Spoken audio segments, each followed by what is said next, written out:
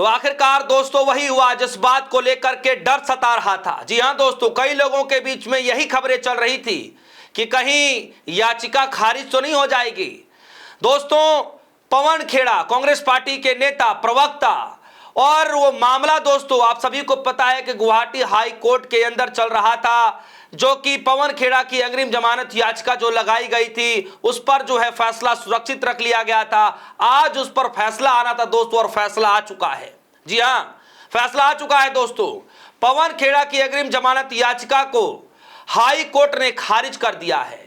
दोस्तों पवन खेड़ा को यकीनन ये बहुत बड़ा झटका लगा है, लेकिन ये थोड़ा सा समझ से परे है कि क्या सच में इतना बड़ा मसला था जिसको लेकर के हाई कोर्ट ने इस पूरे मसले को खारिज कर दिया। हालांकि दोस्तों हम आपको बता दें कि पवन खेड़ा और हेमंत विश्व शर्मा और उनकी पत्नी के बीच जो विवाद चल रहा है दोस्तों अब और तेजी से आगे बढ़ेगा। और हम आपको बता दें कि ये जो आज फैसला आया है, जो पवन खेड़ा की अग्रिम जमानत जो याचिका लगाई गई थी उस याचिका को जो हाई कोर्ट ने, गुवाहाटी हाई कोर्ट ने जो खारिज कर दिया है, जिसके बाद बताया जा रहा है कि पवन खेड़ा की मुश्किलें बढ़ सकती हैं। हो सकता है कि बहुत जल्द उनकी गिरफ्तारी भी हो जाए। जी हां दोस्तों, क्या सच में उनकी गिरफ्तारी हो सकती है? क्या कुछ हो सकता है? चलिए बात विचार करते हैं इस पर। सबसे पहले एबीपी न्यूज की इस खबर को देखिए। खबर में लिखा है कांग्रेस नेता पवन खेड़ा की होगी गिरफ्तारी, गुवाहाटी हाई कोर्ट ने खारिज की अग्रिम जमानत याचिका। जी हां दोस्तों, उस याचिका को ही खारिज कर दिया गया।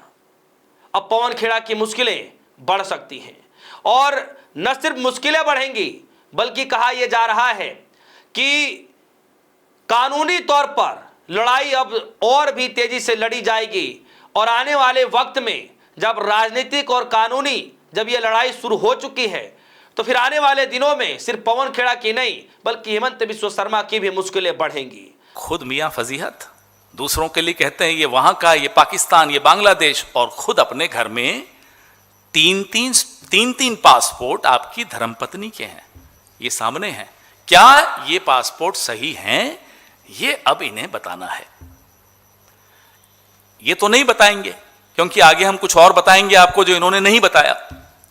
क्या अमित शाह जो गृह मंत्री हैं, और सुनते तो हैं, पूरा देश ये जानता भी है कि हेमंता बिस्वा शर्मा अमित शाह के दत्तक पुत्र हैं। He is like an adopted son of Amit Shah, कि उनके दत्तक पुत्र की पत्नी यानी कि उनकी दत्तक बहू 3 पासपोर्ट्स रखती है, इजिप्ट, आबू धाबी, एंटीगुआ बरबुदा। गृह मंत्री जवाब दें कि क्या वो इस पे एसआईटी बिठाएंगे, क्या जांच करवाएंगे? ये सब मैं आपको भेजने भी वाला हूं। एफिडेविट में दुबई की इन दोनों प्रॉपर्टीज का जिक्र क्यों नहीं है? हेमंता बिस्वा शर्मा जी, क्या रिनिकी भूया शर्मा आपकी पत्नी है? या आप उस पर भी इनकार कर देंगे? है ना? है तो आपने अपने एफिडेविट में जहां स्पाउस की प्रॉपर्टीज दिखाई हैं, एसेट्स दिखाए हैं, why have you not shown these 2 properties of Dubai in your affidavit?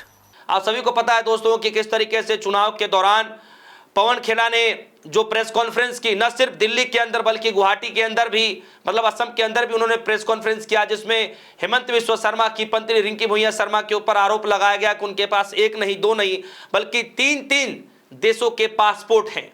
और न सिर्फ पासपोर्ट है बल्कि अघोषित संपत्ति है जो कि विदेश में है। यहां पर चुनावी हलफनामे में हेमंत विश्व शर्मा उसका जिक्र नहीं करते। इस तरीके का आरोप लगाए गए, और आज उस पूरे मामले को लेकर के फैसला आना था, जो कि गुवाहाटी हाई कोर्ट ने अपना फैसला सुना दिया है। पवन खेड़ा की अग्रिम जमानत वाली याचिका को खारिज कर दिया है। जी हां दोस्तों, एक बात जो है आपको समझना पड़ेगा। अब देखिए, कुछ दिन पहले ही राष्ट्र के नाम संबोधित देश के प्रधानमंत्री मोदी जी कर रहे थे। इसी 18 अप्रैल के दिन की मैं बात बता रहा हूं। और प्रधानमंत्री मोदी जी महिला आरक्षण बिल को लेकर के बोल रहे थे, और फिर एक दिन के बाद दोस्तों ये पूरा मामला केसी वेणुगोपाल जो कांग्रेस पार्टी के सांसद हैं, वो लोकसभा के अध्यक्ष ओम बिरला के पास लेकर के जाते हैं विशेषाधिकार हनन की शिकायत लेकर के।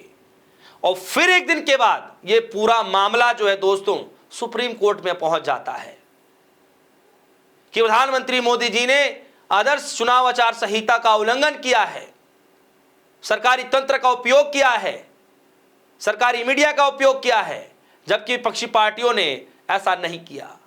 तो फिर यह भेदभाव क्यों, एक तरफा भेदभाव क्यों? ऑलरेडी मैं आपको यह खबर दिखा चुका हूं, कल के दिन की खबर में सबसे पहले मैंने आपको दिखाया कि मामला सुप्रीम कोर्ट में चला गया, यानी 3 जगह से शिकायत की गई दोस्तों, लेकिन इसके बावजूद भी क्या कार्रवाई हुई, क्या जो है उसको लेकर के टिप्पणी की गई? कुछ भी नहीं। इधर मल्लिकार्जुन खड़गे को लेकर के मल्लिकार्जुन खड़गे जी ने जो कहा, वो क्या कुछ कहा, किस संदर्भ में कहा, यह मुझे नहीं पता, लेकिन मल्लिकार्जुन खड़गे के बयान पर तुरंत शिकायत दर्ज करा दी जाती है चुनाव आयोग के पास, और चुनाव आयोग तुरंत नोटिस भेज देता है, और मल्लिकार्जुन खड़गे जी जो है वो तुरंत जवाब भी दे देते हैं। आप समझिए, तुरंत नोटिस, तुरंत कार्रवाई, और इधर क्या, कुछ नहीं। ऐसे ही कई एक मामले ऐसे हैं जिसको लेकर विपक्षी पार्टी आरोप लगाती रही है, शिकायत दर्ज होता रहा है, लेकिन कार्रवाई उस किस्म से होता नहीं है जितना सत्तारूढ़ पार्टी की तरफ से शिकायत के बाद होता है। आज देखिए कि हेमंत बिस्वा शर्मा के ऊपर कितने न जाने कितने आरोप लगाए गए, लेकिन आज एक आरोप पवन खेरा के ऊपर लगा दिया गया, तो पूरा मामला जो है आप देखिए कि किस तरीके से उनकी गिरफ्तारी तक आकर के बात बन गई है। सवाल यह नहीं है कि किसने शिकायत करी और जो है क्या आगे होगा, मसला यह है कि यह दोरंगा व्यवहार क्यों। और मैं किसी तंत्र पर सवाल नहीं उठा रहा हूं, मैं किसी सरकारी चीजों पर सवाल नहीं उठा रहा हूं, मेरा सिर्फ एक आम नागरिक होने के नाते, एक जर्नलिस्ट होने के नाते मैं सिर्फ एक आम जनता तक ये बात पहुंचा रहा हूं कि क्या ऐसा भी आप लोगों ने महसूस किया है कि सत्तारूढ़ पार्टी की तरफ से जब शिकायत कर दी जाती है तो कार्रवाई बड़ी तेजी से हो जाती है, विपक्षी पार्टी की तरफ से कोई जो है शिकायत दर्ज कराई जाती है तो उस तरीके से कार्रवाई नहीं की जाती जो उम्मीदें जता करके बैठे होते हैं? क्या सच में आम जनता को भी ऐसा लगता है दोस्तों? फिलहाल बड़ी खबर यही है कि जिस बात को लेकर के जो डर बताया जा रहा था कि कहीं पवन खेड़ा की गिरफ्तारी वाली जो है वो मुश्किलें बढ़ने तो वाली नहीं है, और आज वही खबर आ गया दोस्तों कि अग्रिम जमानत वाली याचिका गुवाहाटी हाई कोर्ट के अंदर खारिज कर दिया गया, यानी पवन खेड़ा की मुश्किलें बढ़ सकती हैं। भविष्य में क्या हो सकता है, आने वाले वक्त में क्या स्टेप उठाया जा सकता है पवन खेड़ा जी की तरफ से कि किसी एडवोकेट, सुप्रीम कोर्ट के माने जाने कोई अधिवक्ता से मैं बात विचार करूं कि अब ये लड़ाई किस तरीके से लड़ी जाने वाली है, पवन खेड़ा जी के पास कितने रास्ते बचे हुए हैं, क्या कुछ किए जा सकते हैं, सब कुछ कोशिश करूंगा कि आज शाम तक मैं कुछ सवाल लेकर के जाऊं और निकालूं उससे जवाब और आप सभी के सामने रखूं। दोस्तों, इस खबर को लेकर आपकी क्या राय है, वीडियो कमेंट सेक्शन में जाइएगा, अपनी राय रखिएगा। फिलहाल के लिए दीजिए इजाजत, देखते रहिए डी न्यूज़। धन्यवाद।